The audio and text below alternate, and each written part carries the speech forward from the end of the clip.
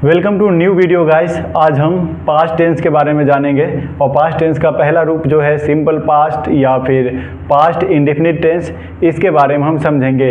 पहले के वीडियो में आपने प्रेजेंट टेंस को कंप्लीट किया था और हमने जाना था सिंपल प्रेजेंट से लेके प्रेजेंट परफेक्ट कंटिन्यूअस टेंस तक। आज हम सिंपल पास्ट को लेके आए हैं और सिंपल पास्ट के बारे में ना कि आप समझोगे कि कैसे हम सेंटेंस को पहचानेंगे कि ये सिंपल पास्ट में आएगा या फिर कौन से वाक्य से हम पता करें कि सिंपल पास्ट का है या किसी और टेंस का, यह भी जानेंगे। और बाद में फिर हम फॉर्मूला के बारे में भी जानेंगे कि कैसे इस टेंस को हम ट्रांसलेट करते हैं, निगेटिव, पॉजिटिव, इंट्रोगेटिव और दोनों को मिक्स करके इंट्रोगेटिव और निगेटिव, ये हम जानेंगे। और इसमें कुछ एक आध नियम है वह भी हम समझेंगे। आज हम शुरुआत करते हैं इस वीडियो को और देखते हैं सिंपल पास्ट टेंस।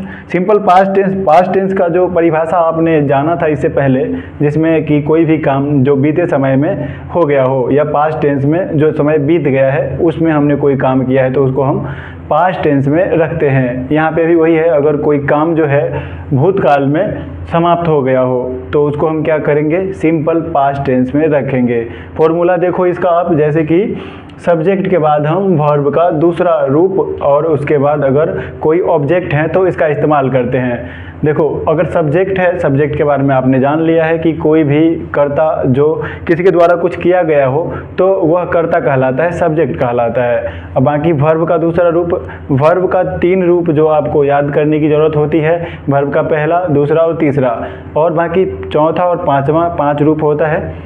चौथा और पाँचवा बहुत ही आसान होता है। आईएनजी लगाने से वर्ब का चौथा रूप बनता है और एस या ईएस लगाने से वर्ब का 5वां फॉर्म तैयार होता है। अभी हम वर्ब दूसरा रूप यहाँ पे इस्तेमाल करेंगे वर्ब का। जैसे यहाँ पे एग्जांपल लिया है मैंने कि मैं गया या फिर मैं गया था, आई वेंट। आई और वेंट जो है वर्ब का दूसरा रूप है, गो, वेंट, गोन, ऐसे बनता है।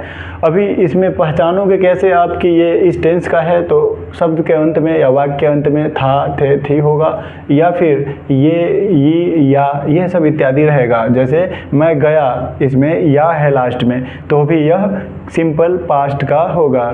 अभी आप देखो दूसरा एग्जाम्पल है, आई मेट हिम यस्टरडे। मैं जो है उनसे कल मिला था। यस्टरडे मतलब होता है जो कल बीत चुका है, तो बीते हुए कल में मैंने मिला था, मतलब मेरा काम पास्ट टेंस में ख़त्म हुआ था, जो टाइम बीत चुका है।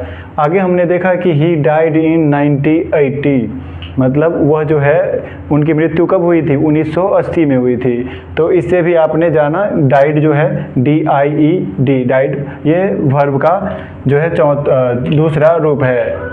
और यहाँ पे हम मेट, मीट, मेट, मेट, ठीक है। मीट मतलब होता है मिलना। My father bought a new cloth, मेरे पिताजी ने क्या किया, बॉट मतलब खरीदा, और एक नया कपड़ा, मेरे पिताजी ने मेरे लिए एक नया कपड़ा खरीदा, ठीक है। और ये जो है बॉट से आपको पता चला वर्ब का दूसरा रूप है और हमने इसको सिंपल पास्ट में बनाया। आगे देखो इसका निगेटिव सेंटेंस जब भी हम बनाएंगे तो इसमें थोड़ा अलग हो जाता है। आपने बाकी के टेंस में जाना था कि निगेटिव लगाते वक्त हम नोट का प्रयोग करते हैं, परंतु इसमें हम नोट के साथ साथ डिड का भी प्रयोग करेंगे। DID, डू, डिड से, डू से डिड बना है, ठीक है। आगे देखते हो आप, जैसे कि मैं गया था या मैं गया, इसमें अगर हमने लगाया कि मैं नहीं गया या मैं नहीं गया था तो आप लगाओगे, ट्रांसलेशन बनाओगे इसका इंग्लिश में, आई डिड नॉट गो, तो क्या होगा, आई, फिर इसके बाद डिड नॉट गो। अब आप यहाँ पे एक ध्यान दोगे, ध्यान देने वाली बात यह है यहाँ पे कि आई के साथ हमने लगाया डिड, और इधर देखोगे तो वर्ब का पहला रूप लगा है, मतलब कि ये वर्ब का पहला रूप है गो और डिड। जब भी डिड का प्रयोग होगा निगेटिव सेंटेंस में तो वर्ब का प्रथम रूप ही आएगा, लेकिन इस टेंस में हम वर्ब के दूसरे रूप का बात किया था हमने। लेकिन आप निगेटिव सेंटेंस जब बनाओगे तो वर्ब का पहला रूप इस्तेमाल करोगे। यहाँ तक आपको क्लियर हो गया होगा। फिर भी कठिनाई है तो आप वीडियो को पॉज करिए और फिर से दोबारा देखिए। इतना ही सिंपल है कि इसमें डिड का प्रयोग करते हैं और वर्ब का पहले रूप का। फिर यहाँ पे होता अगर ही डिड नॉट डाई इन 1980, वह जो है 1980 में नहीं मरा था, ठीक है। तो डिड प्रयोग करेंगे और सब्जेक्ट के बाद ही हम डिड नोट का प्रयोग करते हैं। डिड नोट को आप याद रखोगे। अब हम करते हैं इंट्रोगेटिव, मतलब अगर हमने पूछा कि क्या वह गया क्या वह गया या क्या वह गया था, तो क्या होगा, डिड ही गो। तो डिड जो है वो सबके साथ सेम ही रहता है, चाहे वो थर्ड पर्सन के सिंगुलर नंबर हो या फिर प्लूरल हो, फर्स्ट पर्सन के या सेकंड पर्सन के जो भी हो, सबके साथ हम डिड का प्रयोग करते हैं। आप ध्यान रखेंगे डिड नोट हम लगाएंगे सब्जेक्ट के बाद। और इसी तरह इंट्रोगेटिव निगेटिव भी आप जोड़ोगे तो सब्जेक्ट के बाद हम डिड नोट और पहले हम डिड का प्रयोग करते हैं। जैसे कि मैंने बोला कि क्या मैं नहीं गया था, तो पहले हम डिड का प्रयोग करेंगे, तो उसका क्या होगा, क्या मैं नहीं गया था अगर हम बनाएंगे तो डिड आई नोट गो। और आप देख सकते हो जो पॉजिटिव सेंटेंस हैं सिर्फ इसी में हमने वर्ब के दूसरे रूप का प्रयोग किया।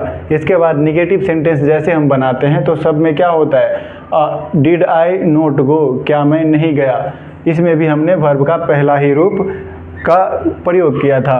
आपको पास्ट टेंस का पहला रूप जो पास्ट इंडेफिनिट या फिर सिंपल पास्ट के नाम से जाना जाता है, शायद मेरे ख्याल से क्लियर हो गया होगा। मैंने प्रयास किया था कि आपको बेहतर तरीके से समझाया जाए शॉर्ट वीडियो में, थोड़ा कम टाइम में। आगे इसका जो कुछ नियम है जो हम दूसरे वीडियो में बात करेंगे, 4 या 5 कुछ नियम हैं, कैसे हम इस नियम को समझेंगे, यह सब अगले वीडियो में हम बात करेंगे। आज के लिए बस इतना ही। आप देखते रहिए द प्रेम लर्निंग लैब। मिलेंगे हम दूसरे वीडियो में, तब तक के लिए जय हिंद, नमस्कार।